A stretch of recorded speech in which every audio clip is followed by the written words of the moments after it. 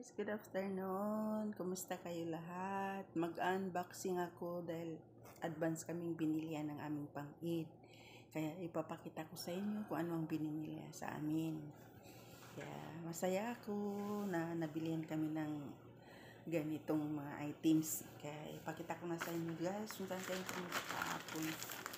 Una, mag-unboxing ako ng sapatos. Dito namin binili sa Shop Express. Kaya buksan na natin guys kung ano ang binili sa amin na sapatos. Binilihan kami ng sapatos na Skechers. Yan, ito ang kinuha ko.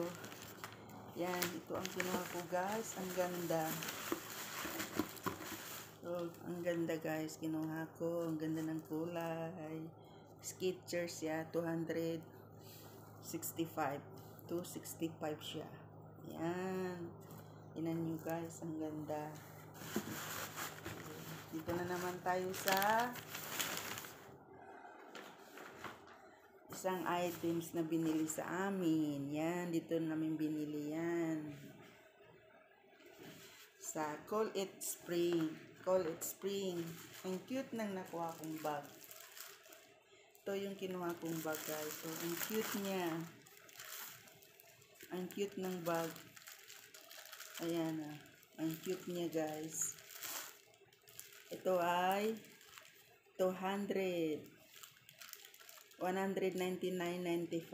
Yan oh. 200 na yan. Dito. Ang ganda diba? Tapos ito na naman tayo sa damit. Ito kami bumili sa Terranova. Ito ang nakuha kong damit. Ang ganda ito siya. 100 plus. Ito ang pang-eid namin guys. Yan. Pang-eid namin ito. Ang ganda siya. Ito. Ay, salamat sa blessings. 10 days na lang mag-eid na. So dito naman 3 days kami magsusuot ng aming mga damit. Ito naman parehong green pa lang nakuha ko. Ang ganda siya guys. Ang ganda niya guys. Ang ganda. Talagang maganda siya. Oh.